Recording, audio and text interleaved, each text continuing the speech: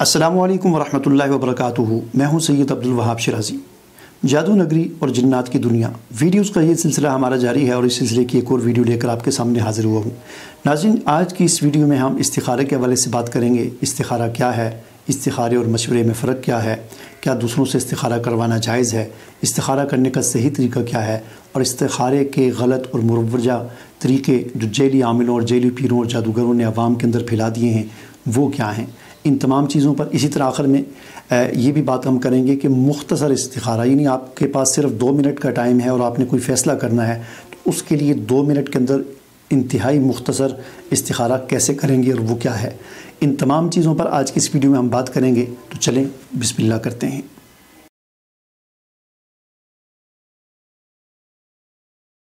ناظرین، سب سے پہلی بات تو یہ سمجھ لیں کہ عربی زبان کے بہت سارے ایسے الفاظ ہیں اور قرآن مجید کے بہت سارے ایسے الفاظ اور اصطلاحات ہیں کہ جب وہ اردو زبان میں ان کا معنی کیا گیا اور ان کا جو مفہوم بیان کیا گیا تو اس سے اردو میں آ کر اس کا بالکل مفہوم جو ہے یا تو بالکل غلط ہو گیا یا ناقص سا مفہوم اس کا جو ہے وہ عوام کے اندر رائج ہو گیا۔ بہت سارے ایسے الفاظ ہیں۔ مثال کے طور پر رزق ایک اصطلاح ہے قرآن کی، یہ عربی زبان کا لفظ ہے۔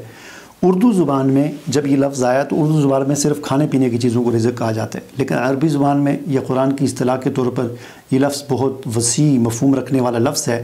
رزق صرف کھانے پینے کی چیزوں کو نہیں کہا جاتا، بلکہ اللہ کی وہ تمام عنایات اور انعامات اور وہ تمام عطایا جو اللہ کی طرف سے ایک انسان کو عطا کی جاتی ہیں، عنایت کی جاتی ہیں، وہ ساری رزق میں شامل ہوتی ہیں، حتیٰ کہ انسان کی اولاد بھی رزق ہی شمار ہوتی ہے۔ ٹھیک ہے، اسی طرح ایک لفظ ہے جاہل۔ اب جاہل اردو زبان میں یہ اصل میں تو عربی کا لفظ ہے، قرآن کی بھی اصطلاح ہے جاہل، جاہلین، جاہلیت، جہالت۔ تو یہ اردو زبان میں جب یہ لفظ آیا تو اردو زبان میں ان پڑھ اور بیوقوف آدمی کو جاہل کہا جاتا ہے، لیکن عربی زبان میں یہ ایک بڑا وسیع مفہوم رکھنے والا لفظ ہے اور پڑھا لکھا آدمی بھی جاہل ہو سکتا ہے اور جاہلیت کا شکار ہو سکتا ہے۔ اسی طرح ایک لفظ جہاد ہے قرآن مجید کا یا عربی زبان کا۔ اردو زبان میں جب یہ لفظ آیا تو اردو زبان میں یہ لفظ صرف جنگ کے لیے بولا جاتا ہے، لہٰذا جب بھی کوئی جہاد کی بات کرتا ہے یا جہاد کا بولتا ہے تو ہمارا ذہن افغانستان، کشمیر اور ان علاقوں کی طرف چلا جاتا ہے اور جنگ کی طرف ہمارا ذہن چلا جاتا ہے، لیکن عربی زبان میں اور قرآن کی اصطلاح کے طور پر جہاد ایک بڑا وسیع مفہوم رکھنے والا لفظ ہے اور جہاد کے 3 مراحل ہیں۔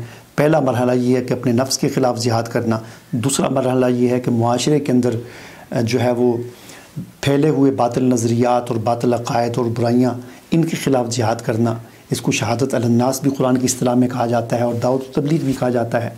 اور تیسرا جہاد کا مرحلہ یہ ہے کہ اللہ کے راستے میں نکل کر غلبہ دین کے لیے اور اعلاء کلمت اللہ کے لیے جنگ کرنا، یہ بھی جہاد کہلاتا ہے۔ لیکن اردو زبان میں آ کر اس کا پہلے 2 معنی ختم ہو گئے اور آخری معنی باقی بچ گیا۔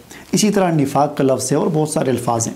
یہ ساری بات عرض کرنے کا مقصد یہ ہے کہ استخارے کے حوالے سے بھی اسی قسم کا معاملہ پیش ہے، لیکن اس سے پہلے میں ایک اور چیز آپ کو مزے کی بتا دوں کہ عربی زبان کا ایک لفظ ہے معانقہ۔ معانقہ کہتے ہیں گلے ملنا۔ مسلمانوں کا جو طریقہ ہے، سنت ہے کہ جب ایک مسلمان دوسرے سے ملتا ہے تو مصافحہ بھی کرتا ہے، معانقہ بھی کرتا ہے۔ معانقہ کا مطلب ہوتا ہے عنق سے عنق ملانا، عنق گردن کو کہتے ہیں، تو عنق سے عنق ملانا اس کو کہتے ہیں معانقہ۔ اب اس کا معنی اور مفہوم اردو زبان میں جب بولا گیا تو وہ ٹھیک تھا، یعنی اس کا ترجمہ کیا گیا گلے ملنا، ٹھیک ہے، تو یہ بات یعنی تقریباً ٹھیک ہی ہے، گلے ملنا، معانقہ گردن سے گردن ملانا، عنق سے عنق ملانا۔ لیکن عملی طور پر اس کے اندر بڑا فرق آ گیا۔ بعض علاقوں میں معانقہ کیا جاتا ہے، یعنی گردن سے عنق سے عنق ملائی جاتی ہے۔ بعض جگہوں پر بعض علاقوں میں مصادرہ کیا جاتا ہے، یعنی صدر سینے سے سینہ ملایا جاتا ہے۔ بعض علاقوں میں لوگ مباطنہ کرتے ہیں، بطن سے بطن ملاتے ہیں، اور بعض جگہوں پر بعض اوقات کوئی زیادہ جوش میں آتا ہے تو مذاکرہ بھی کر لیتا ہے۔ بہرحال استخارہ جو ہے اس کا معنی کیا ہے؟ استخارہ کا معنی ہے اللہ سے خیر طلب کرنا۔ استخارہ اور استشارہ یہ ایک الگ الگ چیز ہے۔ مشورہ اور چیز ہے، استخارہ اور چیز ہے۔ مشورہ ایک الگ اصطلاح ہے، مشورہ ایک الگ سنت ہے، مشورے کا حکم الگ سے قرآن و حدیث کے اندر آیا ہے، اور استخارہ یہ ایک الگ چیز ہے۔ اس کے الفاظ پر ہی کم از کم آپ غور کر لیں تو آپ کو پتہ چل جائے کہ استخارہ کیا ہے۔ استخارہ خیر طلب کرنا، ظاہر ہے اللہ سے خیر طلب کرنا، تو استخارہ کہتے ہیں اللہ سے خیر طلب کرنے کو۔ اس اعتبار سے استخارہ ایک دعا ہے، ظاہر ہے خیر اللہ سے طلب کرنی ہے تو دعا کر کے ہی اللہ سے طلب کرنی ہے، اللہ سے خیر طلب کرنی ہے۔ کیونکہ آپ کے سامنے ایک ایسا معاملہ ہے کہ جس کے انجام سے آپ واقف نہیں ہیں، یا آپ کے سامنے 2-3 آپشن ہیں، یہ بھی کر سکتے ہیں، یہ بھی کر سکتے ہیں، یہ بھی کر سکتے ہیں، آپ ہاں بھی کر سکتے ہیں، نہ بھی کر سکتے ہیں، آپ ایسا کریں یا ایسا کریں، آپ کو اس بارے میں علم نہیں ہے، اور انجام جو ہے اس کا اللہ جانتا ہے کہ کون سا بہتر ہے، کون سا بہتر نہیں ہے۔ ایسے موقع پر استخارہ کیا جاتا ہے، ٹھیک ہے نا۔ استشارہ اور مشورہ تو لوگوں سے کیا جاتا ہے، یا لوگوں سے، یا اس کے ماہرین جو ہوتے ہیں اس معاملے کے، یا اپنے عزیز و اقارب یا بڑے بزرگ، ان سے ہوتا ہے۔ استخارہ جو ہے یہ اللہ سے خیر طلب کرنا ہوتا ہے، اور ظاہر بات ہے اللہ سے خیر طلب کرنا یہ بہتر تو یہ ہے کہ انسان خود کرے، کیونکہ جس دکھ اور درد کو خود آدمی محسوس کر رہا ہے، اور اس دکھ اور درد میں وہ خود اللہ سے جس طرح دعا مانگ سکتا ہے وہ کوئی دوسرا نہیں مانگ سکتا۔ اس میں کوئی ایسی بات نہیں ہے، دعا دوسروں سے بھی کروائی جا سکتی ہے، اس میں کوئی حرج والی بات نہیں ہے، لیکن دوسرے سے دعا کروانے میں یہ چیز ہمیں مد نظر رکھنی چاہیے کہ مارکیٹ میں بیٹھے ہوئے مطب کھولے ہوئے جادوگر، جیلی عامل اور جیلی پیر جو ہیں، ان سے دعا کروانا جو ہے یہ نہیں۔ ظاہر ہے انہوں نے تو مطب کھولے ہوئے ہیں، انہوں نے تو بینر لگایا ہوا ہے استخارہ کروائیں، آن لائن کروائیں جی، واٹس ایپ پہ استخارہ کروائیں، یہ کریں وہ کریں، تو وہ کیا آپ سے، آپ کے لیے دل سے دعا نکالیں گے؟ ان کی تو نظر آپ کی جیب پر ہے، ٹھیک ہے نا۔ تو اگر دعا کروانی ہے تو کسی اللہ کے نیک بندے سے کروائیں، اپنی والدہ سے کروائیں، اپنے والد صاحب سے کروائیں، اپنے بزرگوں سے کروائیں، اپنی مسجد کے امام صاحب جو ہیں نیک انسان ہیں، علماء کرام سے کروائیں، جو بزرگان دین سے کروائیں۔ یہ جو مارکیٹ میں بیٹھے ہوئے ہیں ان سے کروانے کی ضرورت نہیں ہے، کیوں؟ اور پھر سب سے بہتر یہ ہے کہ خود کریں، ٹھیک ہے نا۔ استخارہ تو خود کریں، کیونکہ ظاہر بات ہے روایات کے اندر استخارے کے بارے میں یہ آتا ہے کہ حضور صلی اللہ علیہ وسلم، صحابہ کرام فرماتے ہیں ہمیں استخارہ ایسے سکھایا کرتے تھے جیسے قرآن کی آیت یا قرآن کی سورج یا قرآن سکھاتے تھے۔ ظاہر بات ہے وہ کیسے سکھاتے تھے، یہ کوئی چھپی ہوئی چیز تو نہیں ہے، یہ چیز حدیث کے اندر بھی بیان ہے، سارے صحابہ سے بھی ہمیں پتہ چلتے ہے، سیرت صحابہ، سیرت رسول صلی اللہ علیہ وسلم سے یہ چیز بالکل واضح ہے، اور قرآن و حدیث کے اندر، حدیث کے اندر اور کتابوں کے اندر یہ چیز بیان ہے، کوئی چھپی ہوئی چیز تو نہیں ہے کہ کیا سکھاتے تھے۔ یہ بات تو آ گئی کہ حضور صلی اللہ علیہ وسلم قرآن کی طرح سکھاتے تھے، اب وہ سکھاتے کیا تھے وہ بھی سامنے ہے، ٹھیک ہے نا۔ وہ کیا تھا؟ آپ صلی اللہ علیہ وسلم دعا سکھاتے تھے، اللہم انی استخیرک بعلمک، اس کا طریقہ سکھاتے تھے، ٹھیک ہے جی۔ اب استخارہ کرنے کا طریقہ کیا ہے؟ 2 رکعت نماز نفل پڑھیں آپ، اور 2 رکعت نماز نفل پڑھنے کے بعد آپ استخارہ کی جو دعا ہے، اللہم انی استخیرک الی آخر، یہ پوری جو دعا ہے یہ دعا پڑھیں، ٹھیک ہے نا۔ درود شریف پڑھ لیں اول آخر، اور انتہائی عاجزی اور انکساری کے ساتھ توجہ کر کے اللہ کی طرف دھیان کر کے، بہتر یہ ہے کہ عشاء کے بعد کر لیں، تنہائی کے وقت کر لیں، جب بالکل پرسکون ماحول ہو، پوری طرح اللہ کی طرف متوجہ ہو کر اللہ سے خیر طلب کریں، استخارہ کریں، یعنی خیر طلب کریں۔ اور ظاہر بات ہے یہ کام کوئی دوسرا بندہ نہیں کرے گا آپ کے لیے، ہاں آپ کی والدہ کر سکتی ہے آپ کے لیے، آپ کے والد صاحب کر لیں گے، آپ کا کوئی اور خیر خواہ ہے وہ آپ کے لیے کر لے گا، لیکن یہ جو مارکیٹ میں بیٹھے ہوئے ہیں یہ کبھی بھی نہیں کریں گے۔ ان کو کیا لگی آپ کا درد کیا ہے، آپ کی تکلیف کیا، آپ کس کرب کے اندر مبتلا ہیں، ان کو کیا لگی؟ ان کو تو غرض آپ کی جیب سے ہے، آپ کے آپ سے مطلب ہے ان کو کہ آپ ان کی ذرا جیب گرم کریں، ٹھیک ہے۔ تو استخارہ اگر آپ نے کروانا ہی ہے تو کسی اچھے آدمی سے کروائیں، مارکیٹ میں بیٹھے ہوئے لوگوں سے نہ کروائیں۔ تو یہ ہو گیا استخارہ کرنے کا طریقہ۔ اب استخارے کا نتیجہ کیا ہے؟ دیکھیں، استخارہ پہلی بات یہ سمجھ لیں، استخارہ حساب کتاب یا غیب کی بات جاننے کے لیے نہیں کیا جاتا۔ یہ ایک بہت بڑی غلط فہمی ان جیلی عاملوں نے، جادوگروں نے پھیلا دی ہے لوگوں کے اندر، کہ لوگ یہ سمجھنا شروع ہوں گے بیچارے عوام کہ استخارہ شاید کوئی غیب کی خبریں جاننے کی چیز ہے۔ استخارہ غیب کی خبریں جاننے کی چیز نہیں ہے، استخارہ حساب کتاب کا نام نہیں ہے، استخارہ دعا ہے، اللہ سے خیر طلب کرنا ہے کہ معاملہ آپ کے سامنے ہے، اس کے انجام سے آپ واقف نہیں ہیں تو اللہ سے دعا مانگیں، خیر طلب کریں کہ اللہ اس کا انجام خیر ہو۔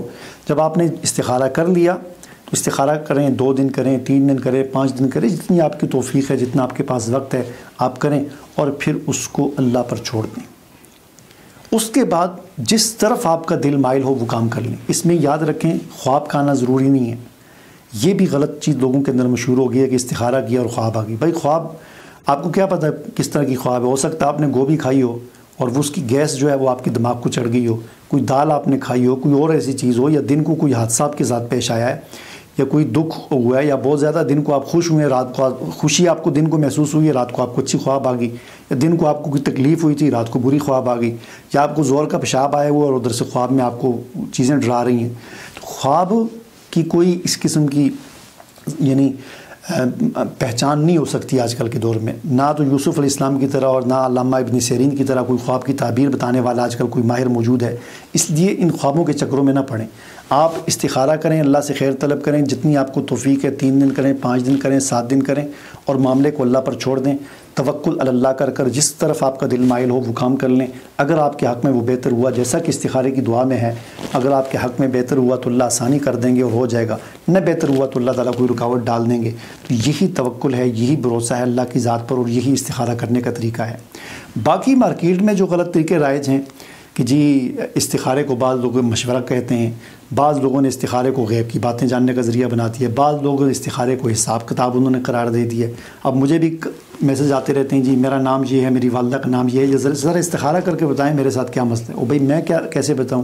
استخارہ کوئی حساب کتاب کرنے کی چیز ہے، استخارہ کوئی غیب جاننے کی چیز ہے؟ تو اس میں بیچارے عوام کا قصور نہیں ہے، بلکہ ان جیلی عاملوں اور جیلی پیروں کا قصور ہے کہ جنہوں نے دنیا کی خاطر، اس گھٹیا دنیا کی خاطر لوگوں کو ایک غلط طریقے کی طرف لگا دیا، غلط راستے پر چڑھا دیا، بجائے اس کے کہ لوگوں کو اللہ کے ساتھ جوڑتے کہ بھائی اللہ سے مانگو، اللہ سے خیر طلب کرو، اللہ کے سامنے جھکو، انہیں اپنے ساتھ ملانے کے لیے ہمیں کال کرو، ہم بتاتے ہیں آپ کو آپ کا کیا مسئلہ ہے۔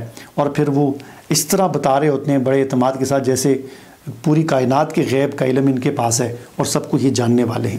ٹھیک ہے جی، اس قسم کی حرکتیں یہ استخارہ نہیں ہیں۔ ان کو اگر آپ نے کرنا بھی ہے تو آپ اس کو کوئی اور نام دیں، اس کو استخارہ نہ کہیں آپ کم از کم، ٹھیک ہے؟ استخارہ وہی ہے جو رسول اللہ صلی اللہ علیہ وسلم سے منقول ہے۔ رسول اللہ صلی اللہ علیہ وسلم نے کوئی تسبیحوں پر استخارے کرنے نہیں سکھائے، رسول اللہ صلی اللہ علیہ وسلم نے کوئی اس قسم کے استخارے نہیں سکھائے کہ جس قسم کے آج کل استخارے کیے جاتے ہیں اور فوراً ایسے لوگوں کو بتایا جاتا ہے اب یہ کر لو وہ کر لو، ٹھیک ہے؟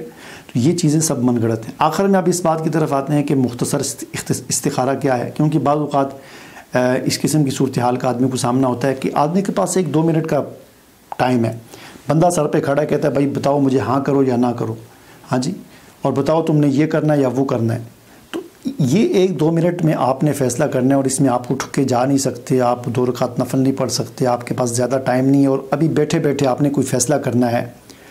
تو ایسے موقع پر بھی ہمیں احادیث سے کچھ ایسی دعائیں ملتی ہیں کہ جن کو ہم جتنی دفعہ توفیق ملے، 2 دفعہ 3 دفعہ 4 دفعہ، ذرا تھوڑا سا آنکھیں بند کر کے نا اللہ کی طرف پوری طرح توجہ کر کے دل میں یا زبان سے ایسے 1 منٹ کے اندر جتنا آپ پڑھ سکتے ہیں پڑھ لیں، اور اس کے بعد آپ جو فیصلہ کریں اللہ تعالیٰ خیر فرمائے۔ وہ دعائیں کیا ہیں؟